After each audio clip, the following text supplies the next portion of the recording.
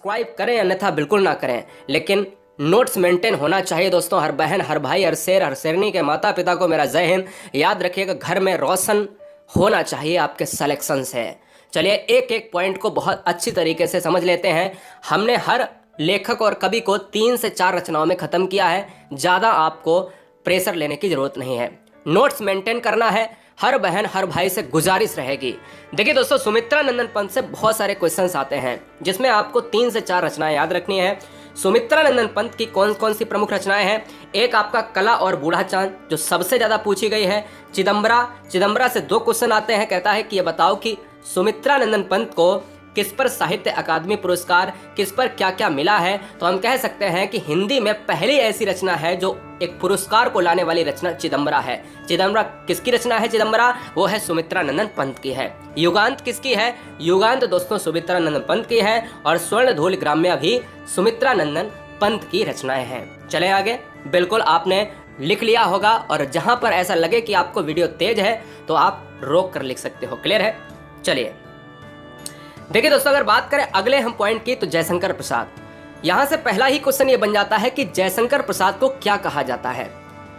तो उसका आंसर होगा छायावाद का जनक या छायावाद का पितामह कहा जाता है। याद रखिएगा, छायावाद के जनक किसे कहते हैं, छायावाद का जनक किसे कहा जाता है, छायावाद का पितामह किसे कहा जाता है? तो आंसर थोड़ी ना बदल जाएगा, आंसर तो जयशंकर प्रसाद ही रहेगा।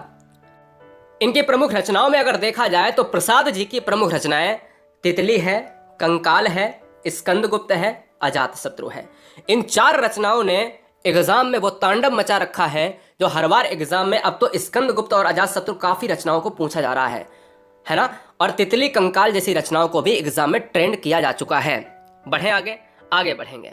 रामधारी सिंह दिनकर। रामधारी सिंह दिनकर को बहुत अच्छे से पढ़ना है। रामधारी सिंह दिनकर को क्या कहा जाता है? पहला क्वेश्चन यही बन जाता है। तो राष्ट्रकवि भैया इनका नाम है, यानी राष्ट्रकवि किसे कहते हैं? तो हिंदी साहित्य के जगत में रामधारी सिंह दिनकर को राष्ट्रकवि की उपाधि मिली है। अब बात आती है कि राष्ट्रकवि रामधारी सिंह दिनकर की प्रमुख रचनाओं की, तो हम जान लेते हैं इनकी रचनाएं। संस्कृति के 4 अध्याय सबसे ज्यादा इंपॉर्टेंट है। हमारी सांस्कृतिक एकता थोड़ा कम पूछी गई है, लेकिन आने के पूरे चांस है। रेती के फूल और Ardhanarishwar, very very most important, Ardhanarishwar. ये वो पॉइंट है, देखो जहां पर आपको लगे जल्दी है वहां पर तुरंत स्क्रीनशॉट लीजिएगा, आगे बढ़ जाइएगा। मेरी बात समझ रहे ना? तुरंत आगे बढ़ जाइएगा। तो संस्कृत के 4 अध्याय, हमारी सांस्कृतिक एकता, रेती के फूल और अर्धनारीश्वर। अब बात ये आती है कि क्या रामधारी सिंह दिनकर को मैंने पूरा पढ़ लिया? नहीं। 4 रचनाएं जो एग्जाम में सबसे ज्यादा पूछी जाती हैं, वो रचनाएं वेरी वेरी मोस्ट इंपॉर्टेंट तरीके से आपको याद रखनी है। बोले कौन सी? एक है उर्वशी, बहुत बार पूछा गया। उर्वशी पर इनको पुरस्कार भी मिला है। हुंकार किसकी है? रामधारी सिंह दिनकर की है। रेणुका किसकी है? रामधारी सिंह दिनकर की है। और कुरुक्षेत्र किसकी है? रामधारी सिंह दिनकर की है। देखिए दोस्तों, कंसंट्रेशन अपना बनाए रखिएगा, क्योंकि कंसंट्रेशन वाले बच्चे जितने बना लेते हैं उतने सिलेक्शन ले लेते हैं, वरना लाखों बच्चे परीक्षा देते हैं। इसलिए हर बहन, हर भाई जो वीडियो क्लिक किया है, हम उम्मीद करते हैं कि आपके अंदर बड़ा जबरदस्त कंसंट्रेशन है। आचार्य रामचंद्र शुक्ल से क्वेश्चन आता है कि ये बताओ कि आचार्य रामचंद्र शुक्ल की कौन कौन सी रचनाएं हैं। बहुत सारे बच्चे क्या करते हैं कि तुलसीदास जो रचना है ना, वो तुलसीदास ही लगा देते हैं। तो याद रखना है, तुलसीदास एक रचना आचार्य रामचंद्र शुक्ल ने भी लिखी है।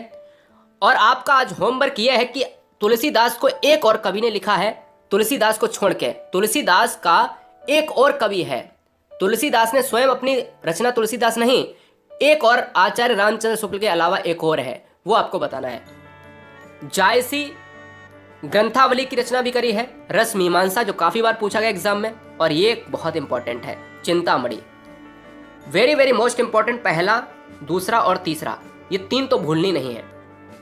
बहुत बार पूछा गया है क्वेश्चन। चिंतामणि तो मतलब हजारों बार पूछा गया क्वेश्चन, छोटे बड़े एग्जाम जितने भी अभी तक हुए।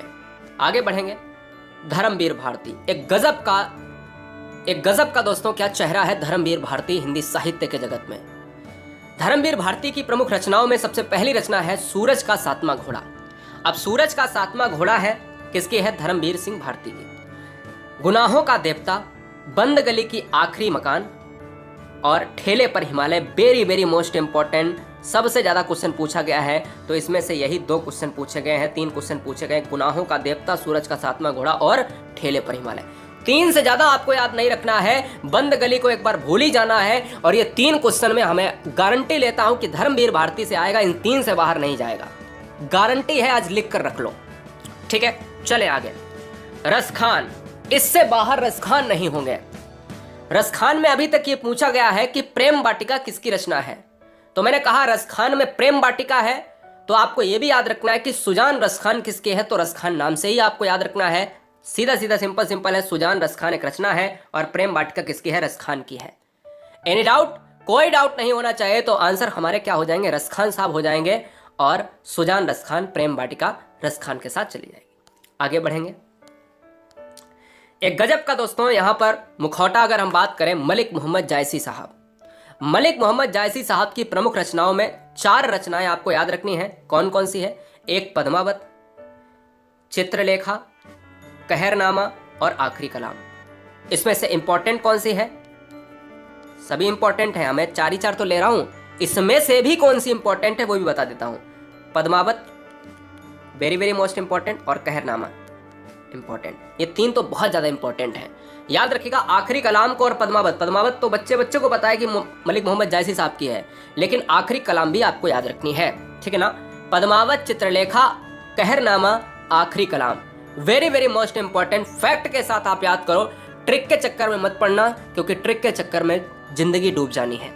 आगे बढ़ेंगे, point number next. Ayodhya Singh Upadhyay, जिसको हरिऔध के नाम से भी जाना जाता है, एक गजब का चेहरा दोस्तों हिंदी साहित्य के जगत में, और उन्होंने कहा कि भाई मैं रचनाओं को यहां पर दिखाता हूं, तो प्रिय प्रवास सबसे ज्यादा पूछी गई रचनाओं में प्रिय प्रवास, वेरी वेरी मोस्ट इंपॉर्टेंट। अधखिला फूल, अयोध्या सिंह उपाध्याय हरिऔध की प्रमुख रचनाओं में अधखिला फूल है, प्रिय प्रवास है, और रस कलश, पद्म प्रसून। आंसर क्या चला जाएगा? ये सारे ऑप्शंस के आंसर क्या चले जाएंगे? अयोध्या सिंह हरिऔध के साथ चले जाएंगे। बहुत इंपॉर्टेंट है गाइस, इसमें ये रचना और ये रचना तो कई बारों पूछी गई है, इसलिए इन दोनों को बहुत अच्छी तरीके से याद रखना है। आगे बढ़ें। एक वैदेही वनवास, वैदेही वनवास और लिख लीजिएगा, जो सबसे टॉप लिस्ट में आती है अयोध्या सिंह हरिऔध की सबसे ज़्यादा पूछी गई रचनाओं में से। क्लियर है? तो फटाफट एक बार स्क्रीनशॉट ले लें, अगर नहीं ले पाया है स्क्रीनशॉट ले लें। चलें आगे, बिल्कुल बढ़ेंगे। फणीश्वर नाथ रेणु की प्रमुख रचनाओं में एक रचना आपको याद रखनी है, इससे ज्यादा फणीश्वर नाथ रेणु कहीं बाहर नहीं जा सकते, गारंटी। आंसर क्या चला जाएगा? मैला आंचल किसकी रचना है? रेणु साहब की रचना है, इसलिए आपको यह बात याद रखनी है। बढ़ेंगे, है क्या कह रहा है? सूर्यकांत त्रिपाठी की, यानी निराला जी की प्रमुख रचना है। सूर्यकांत त्रिपाठी निराला को कहा जाता है हिंदी के क्रांतिकारी कवियों में एक कहा जाता है। हिंदी का क्रांतिकारी कवि किसे माना जाता है? त्रिपाठी निराला को माना जाता है। इनकी 3 प्रमुख रचनाएं हैं, इनसे बाहर निराला साहब कभी बाहर नहीं होंगे। पहला है कुकुरमुत्ता, दूसरा है अनामिका, तीसरा है परिमल। बेहद इंपॉर्टेंट है, गलती मत कर देना, वेरी वेरी मोस्ट इंपॉर्टेंट में आता है। जवाब आपको सही देना पड़ेगा एग्जाम हॉल में। क्लियर है? स्क्रीनशॉट फटाफट ले लो।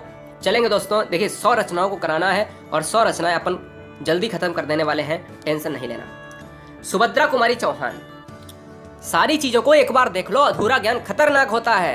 काहे के लिए बार बार परेशान होते हो यार? बार बार परेशानी क्यों मोल लेते हो? क्योंकि सर ये कंप्लीट नहीं हुआ, वो कंप्लीट नहीं हुआ, जितना आ रहा उतना कंप्लीट कर लो, बात खत्म हो जाने वाली है। सुभद्रा कुमारी चौहान, सुभद्रा कुमारी चौहान से हमेशा क्वेश्चन बनता है, और एक ही क्वेश्चन बना है अभी तक कि भैया झांसी की रानी किसकी रचना है, और दूसरी बार सबसे ज्यादा जो पूछा जाता है क्वेश्चन वो मुकुल से पूछा जाता है। ये 2 ही रचनाएं बहुत बार पूछा गया क्वेश्चन है, तो याद रखना है आपको यहां पर कि भैया झांसी की रानी किसकी रचना है? सुभद्रा कुमारी चौहान। मुकुल किसकी रचना है? सुभद्रा कुमारी चौहान। त्रिधारा किसकी रचना है? सुभद्रा कुमारी चौहान। बिखरे मोती किसकी रचना है? Subhadra Kumari Chauhan. Very very most important guys, चारों रचनाओं को ध्यान में रखना है, और जिसमें 2 तो वेरी मोस्ट इंपॉर्टेंट है, इनको तो भूलना ही नहीं है, स्टार लगा लेना। मुकुल कई बार पूछी जा रही है, झांसी की रानी बहुत बार पूछी जा चुकी है, अब मुकुल का नंबर आ रहा है ज्यादातर एग्जाम में। आगे बढ़ेंगे, पॉइंट नंबर नेक्स्ट। सूरदास की प्रमुख रचनाओं को याद करने के लिए बहुत सिंपल है कि जिसमें सूर लगा हो वो सूरदास की होगी। बोले कैसे? मैंने कहा सूरदास की प्रमुख रचनाओं में से सूरदास अगर लगा है, सूर लगा है, तो बोले कैसे? मैंने कहा सूर सागर। बोले कैसे? सूर पच्चीसी। बोले कैसे? सूर सरावली और साहित्य लहरी। ये आपको अलग से याद रख लेनी है। तो आंसर क्या चले जाएंगे? सूरदास की प्रमुख रचनाओं में सूर सागर है, सूर पच्चीसी है, सूर सारावली है, साहित्यिक लहरी है। क्लियर है? कॉन्सेप्ट क्लियर हो रहा है तो एक बार लाइक को जरूर प्रेस करें, क्योंकि you are brilliant, you are unique, और पहली बार है तो हर बहन, हर भाई, हर शेर, हर शेरनी दबा कर सब्सक्राइब करें। देखिए, हम ईश्वर से प्रार्थना करते हैं कि आपका सिलेक्शन हो जाए, और हमें उम्मीदों के साथ आपका जो बटन है ना रेड कलर वाला, वो सब्सक्राइब का दबना चाहिए, काला हो जाना चाहिए। आगे बात करें, हरिवंश राय बच्चन की प्रमुख रचनाओं में से 3 रचनाएं आती हैं। हरिवंश राय बच्चन में आपको मैं बता देना चाहता हूं, हरिवंश राय बच्चन ने बहुत सारी रचनाएं लिखी हैं। हरिवंश राय बच्चन किसके पिता हैं? अमिताभ बच्चन के पिता हैं। अमिताभ बच्चन के पितामह हैं। और याद रखिएगा, इनकी प्रमुख रचनाओं में मधुशाला, क्या भूलूं क्या याद करूं, अब यह ट्रेंड पर रचना है, इसलिए इस क्वेश्चन को याद रखना है। मधु कलश, कलश लिख लेना यहाँ पर। मधुशाला, मधुकलश बहुत बार पूछी गई हैं, और क्या भूलूं क्या याद करूं, नीड़ का निर्माण, फिर ऐसी प्रमुख रचनाएं हैं, आदि रचनाएं हैं, जिनको लिखा है किसने? हरिवंश राय बच्चन ने लिखा है। यह बात आपको दिमाग में रख लेनी है। फटाफट लिखते जाइएगा, स्क्रीनशॉट लेते जाइएगा, फटाफट लिखना है, चीजों को जल्दी से लिखना है, और सोते समय रिवाइज करना है। सोते समय इस वीडियो के बाद तुरंत रिवाइज करना है, कल फिर से रिवाइज करना है, परसों फिर से रिवाइज करना है, 3 से 4 दिन कर लेना रिवाइज, बात खत्म। ठीक है, चलें आगे।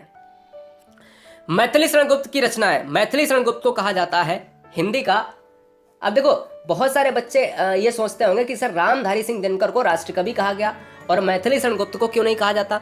मैथिली शरण गुप्त को कहा जाता है राष्ट्रकवि, और रामधारी सिंह दिनकर को भी कहा जाता है राष्ट्रकवि। बहुत सारे बच्चे ये सोच रहे होंगे कि सर गलत पढ़ा गए, ऊपर रामधारी सिंह दिनकर को राष्ट्रकवि कह दिया और यहाँ पर भी राष्ट्रकवि कह रहे हो। तो आपको मैं अधिक जानकारी के लिए बता दूं कि दोनों नाम के आगे राष्ट्रकवि लगता है, लेकिन प्रथम राष्ट्रकवि अगर क्वेश्चन में पूछा जाए तो मैथिली शरण गुप्त है, और अगर पूछा जाए हिंदी का द्वितीय राष्ट्रकवि किसे कहा जाता है तो वो रामधारी सिंह दिनकर है। इसलिए नोट में बड़ा बड़ा लिख लेना। अब कोई बच्चा ये ना कहे कि सर मैंने तो ताल ठोक कर पढ़ा है कि मैथिली शरण गुप्त ही राष्ट्रकवि है। अरे साहब, मैं तो नहीं कहता ना, गलत नहीं है आपका, you are brilliant, you are unique. Maithili Sharan Gupt को प्रथम राष्ट्रकवि का माना जाता है, इसलिए सबसे पहला आंसर मैथिली शरण गुप्त होंगे। और कभी भी दोनों ऑप्शंस में सेम दिया नहीं जाएगा, और जब दोनों बाई चांस गलती से भूल बस दे दे कि राष्ट्रकवि कौन सा है और रामधारी सिंह दिनकर भी हो और मैथिली शरण गुप्त भी हो, तो मैथिली शरण को मारना, क्योंकि प्रथम राष्ट्रकवि कहा जाता है मैथिली शरण गुप्त को। भारत भारती किसकी रचना है? मैथिली शरण गुप्त की। साकेत किसकी रचना है? मैथिली शरण गुप्त की है। जयद्रथ व्रत काफी बार पूछी गई। ये पांचों रचनाओं को ऐसे घोल के पी जाना, जैसे क्या? जैसे चाय पीते हो, जैसे कुछ भी पीते हो, समझ में आ गया ना? पैक लगाते हो या कुछ भी करते हो, मुझे नहीं पता, तुम नशा किसका भी करो, लेकिन पढ़ाई का नशा होना चाहिए। ठीक है ना? आगे हम बात करें देवकी नंदन खत्री। चंद्रकांता, एक ही क्वेश्चन पूछा जाता है बार बार, और आपने टीवी के सीरियल में भी देखा होगा कि चंद्रकांता एक नाटक आता था, याद आया? दूरदर्शन पे। चंद्रकांता जो है किसकी रचना है? तो देवकी नंदन खत्री की है। बढ़े आगे, समय आपका समाप्त हुआ, आगे बढ़ेंगे अगली स्लाइड में। महादेवी वर्मा की रचनाएं। अब ये दोस्तों यहां पर अपन लेंगे। अब देखिए दोस्तों, कितनी जल्दी से, हमारा मकसद ये है कि हमारे पास भी टाइम कम है, आपके पास भी टाइम कम है। समय आप देख लो और रचनाओं को देख लो, मैंने कितना पढ़ा दिया और कितना कवर हो गया।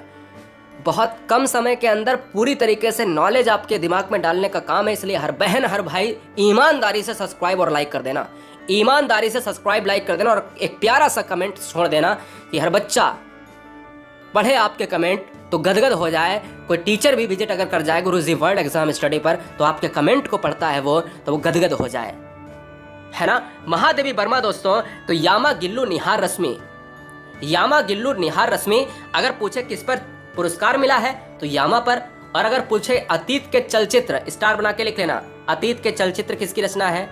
स्मृति की रेखाएं, 2 और लिख लो, अतीत के चलचित्र किसकी रेखा है? स्मृति की रेखाएं किसकी रचना है? यामा किसकी रचना है? गिल्लू किसकी रचना है? निहार किसकी रचना है? रश्मि किसकी रचना है? तो सभी का आंसर होगा महादेवी वर्मा। तो दोस्तों ये सारी रचनाओं को आपको याद रखना है, और कोई भी रचना आगे नहीं है।